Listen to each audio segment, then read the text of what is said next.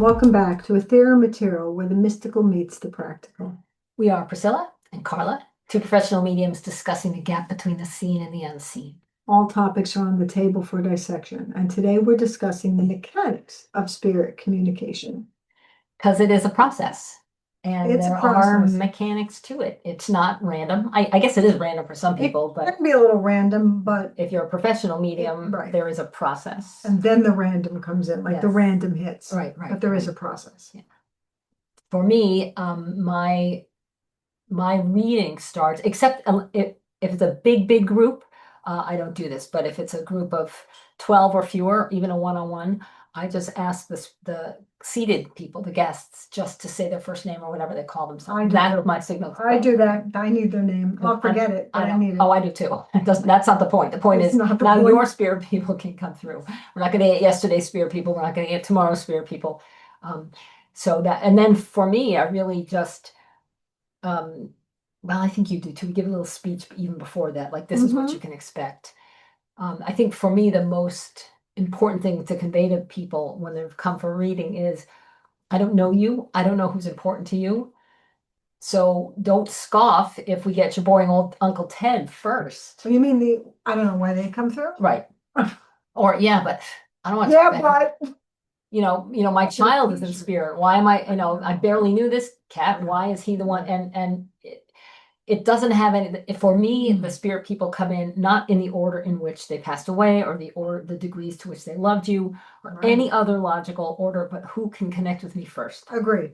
And then it's a free for all. So I don't know who will come in. I just did a reading for a woman and everyone came in who she loved to hear from. And her husband came in last, like in the last 5 minutes. And she had been to mediums before. She hadn't been to me before, but she'd been to mediums before. And so she didn't have an outlandish expectation, like it's only going to be my husband for the whole time, only him. And she was happy to entertain her and mom and dad and another couple of people that she'd known and taken good care of. So, and then, for me, I also feel if I'm doing a reading for an hour, I can feel like without looking at a clock. Oh yeah, they pull back. Often they do pull. It's funny. You're right. I don't know if I was aware of that in the beginning of my career, but now I can feel when they're pulling back. And sometimes they will pull back early, but that's generally because someone is elbowing in and I'm ignoring them. Yes. So I was thinking about the topic, like, what is spirit communication and how does the whole thing work? And I do think one size doesn't fit all, my big phrase. But we each have our own way of doing it. But just because somebody hears something and somebody else sees something doesn't mean they're wrong. Spirit communication, the mechanics of it, there may be an outline because I'm the rule follower, in many ways until I'm not. But I do think that there's a mechanics of the clairs and how people get it. And most people feel it in their sacral or solar plexus chakra. I do not at all. Like, I'm like, does mine even work? I don't. It is in here, and I know beyond a shadow of a doubt what I'm getting, and I can feel it in here, psychic or medium. Yeah. So, what is it? It's this human people connecting to energy through evidence. And we're talking about, there's two kinds of mediumship. There's physical mediumship and mental mediumship.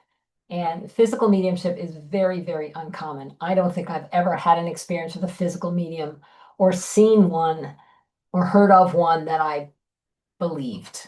Correct. I agree. So that is where the medium produces ectoplasm or produces apports, things that come through, coins or feathers or buttons that come from the other. But also there are aspects of physical mediumship that I think are also mental mediumship if the face transforms. There is that. I've heard of that. I went to someone that was supposed to be doing that. I didn't see that. I've only seen it once. I've only had someone say to me once that it was happening to me, and I've only ever seen it happening. But I didn't feel changed. It was like I think it's more in the experience of the viewer. It's the viewer. It's the viewer. Now I have seen and been to those that channel and their voices change. Mhm. And again, I've been to a lot of them, and some of the most famous ones I've actually seen. And I'm like, Hey, I'm a tough sell. I Yeah. admit I'm a really tough sell. But do I think it's impossible? No. Who am I to say that? Right, right. So now, what do you, when they take on the voice and the mannerisms, do you call that physical mediumship? I don't think It's so. like I a don't think it is. borderline to Yeah. me. It's a board. And I don't want to do that. I have No, said from I day don't want one, to channel. Spirit, June, I don't want to become you. I don't Mhm. even want to see you like in real life. And right. here is fine. And don't touch me. I'm Yeah. good, and I can do it like that. And that's the not my jam. mental mediumship is What we the do. medium is needed to interpret the Mhm. feelings, the pictures, the sounds that come in, as opposed to just being the vehicle through which that spirit expresses himself or herself. And in many cases, in physical mediumship, the consciousness of the medium is just sort of Put to the side. bypassed. Yeah, Yeah. yeah. Yeah. See, Yeah, I don't want that. No, I always thought it'd be interesting if, in fact, and they've done this with some mediums, but I want it done to me, where they put the, for lack of a better word, Oh, the yeah. electrodes on your Right, head right. while you're doing mediumship. Now, I can say that when I had that done for migraines many years ago, I would put myself in like a zone of the now. Mhm. And I wasn't channeling at all. I'm in the hospital with migraine, it's not like Right, I'm doing sure. that. But I put myself in the now, and I heard them say, we can't get any activity in the blah, blah, blah section of her brain. And they did it again, and they couldn't find it. Hmm. So when they did it for like the third time, I decided to start thinking and get out of that. And they're like, oh, no, it's fine. And they wrote it off to it being something. But I thought, oh, that's interesting. What if I was actually working? I would love, yeah. because they say that. Because I do think part of us kind of shuts down and goes flat in that neutral space. Yeah. And I think that certainly the brain waves change, right? They We go have from to. the, I don't know what the alpha state to Right. the beta Theta, state. theta, alpha, blah, blah, blah. I used to know it. I swear I I think did. theta is like deep, deep REM sleep, and Really studied delta, it. theta and delta are down there, and beta is the like trance or meditation or Good for you. something like that. Yeah, I just saw the beta brainwaves. So you can buy CDs like that. And I listen to a whole bunch of these things on The other oral podcasts. beats, I yeah. just don't, yes. Yeah. So, yeah, and there is some mechanics to it, and that's what it is. And here's the thing. You don't need to believe in it. It makes no difference to us ever, whether Yeah. you believe in it or not. Yeah, I That's said right. that to the group I was doing the other night. I said, it doesn't matter if you don't believe in what I do. And then I was like, just don't be rude or we're gonna have a Right. problem. Ha ha. Everybody laughs. Right. It's true, but it doesn't matter. The point is, we are energy. Our spirit, our soul spirit energy lives on. Mhm. And when things defy the laws of reason, when you've got a real medium that can look at you who has never met you before and give you names, dates, and serial numbers on your spirit people, we'll take some of that as psychic, which is still pretty cool anyway. It is, yeah. Cool. It just defies the laws of reason. We continue beyond this realm. And the best way to do that is through evidential mediumship so people don't feel that they're alone. You're not alone. And some of the best encounters I've had are with spirit people who come through and say, I would have thought this was total bullshit when I was here, but I am so glad I can talk to my people still. Right. And you hear that from the sitter. They'll say, well, why are they coming through? They didn't believe in it. I'm like, okay, but they have died and they are no longer here, so they're not themselves. Yes. And did I just give you 5 pieces of evidence? Right. And it's not about you believing me. Is this a fact? Did we get facts for you? I've never met you or seen you. And then there's a lightness that comes over people. I was reading a gentleman the other day who I've read before, but I only do psychic reading for him. He's a businessman. This is what he wants, but never do spirit people. And of course, for the first time ever, a gay crasher came in for a minute. And before I could give the message, he said to me, can you please tell me why people would need to speak to their dead loved ones? Which was usually the opposite. Yeah. People would say, why do you need a psychic reading? I want dead people. Right. And I said, well, because it could be a hello from heaven for somebody that you've never met. It could be a validation that they know what's going on in your life and are supporting you and or helping you with what they can. And I went into the litany of all this. And then we went back to the evidence I had just given. And then it was his grandfather by name and all this information that right down to specific animals and very unusual things. And he experienced it firsthand, and he had not been looking for it or wanting it. And this is an intellectual, smart guy, Right. accomplished. And he was like, wow, I thought that was the coolest That's thing. cool. I love skeptical clients. I love clients who are on the fence or perhaps even have had a bad experience with a medium before. You know, it's an opportunity to be, they can be good or not good, right? If they come in very defensive or That's ready to test, yeah, I don't have the patience or the tolerance to be I don't- tested or to explain, you know, why it's a possibility. You know, I've I had don't people either come up to me anymore. very aggressively and like, I don't believe in what you do. And I'm like, okay. Do you hear that anymore? I used to earlier on in my career. Now, maybe it's because I could care less. I hear it almost never anymore. Yeah, it was a lot more. That I don't hear it that much, and because Mhm. it does really also doesn't affect me if you don't. Yeah. But I think it- the world is changing. Yeah, So maybe, there's so many maybe. mediums now on So TV people are like, huh. yeah, it's far more mainstream than it used to be. Mm. Well, there you I go. like the spirit people. I met I had a woman and her three daughters come a couple days ago. And their dad, the woman's husband, came in and he was a riot. And I felt like I mean, I have met some really cool people in the spirit world. And Oh, yeah. and he just lit up the whole room. I mean, we That's all gonna be had fun. so much That should fun. be fun. The jokes he was telling, the references he was making, you know, they were laughing, crying at the same time. And I was feeling like, I love this guy. I Yeah. would invite him to a party any day. You know, like he was clearly the kind of person who had never met a stranger, you know, slow to anger, quick to laugh, and just knew how to hold a room with his personality.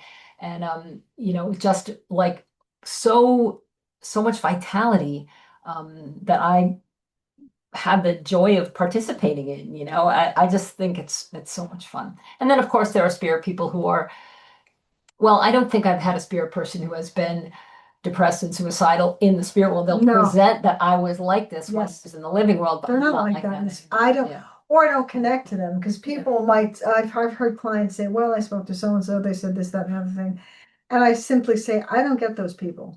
Mhm. I don't have an opinion on those that are lower or whatever. I feel, and I've said this before, when I connect to someone, it's like school. They're first grade, fifth Mhm. grade, 10th grade.